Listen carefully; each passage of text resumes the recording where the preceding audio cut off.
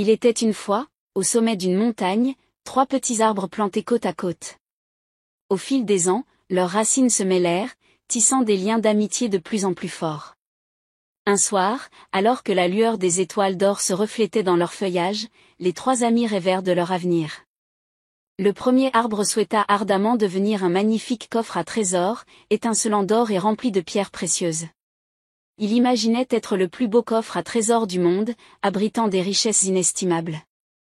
Le deuxième arbre rêva de devenir un majestueux voilier, naviguant sur des océans infinis, portant des rois et des reines vers des terres lointaines. Il voulait être un bateau splendide qui ferait rêver les enfants et les adultes. Le troisième arbre, plus modeste, souhaita simplement grandir pour toucher le ciel.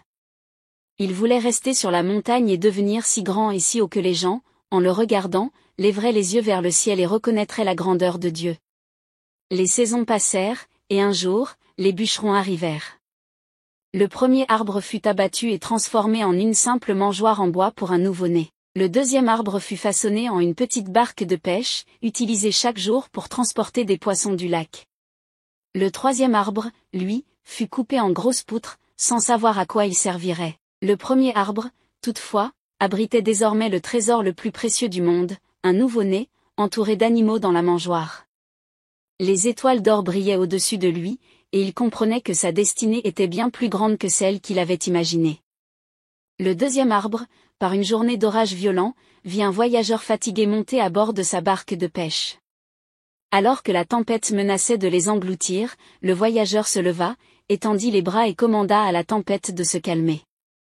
Le vent obéit, et le voyageur et la barque atteignirent la rive sains et saufs. Le deuxième arbre réalisa alors qu'il avait transporté le roi des cieux et de la terre.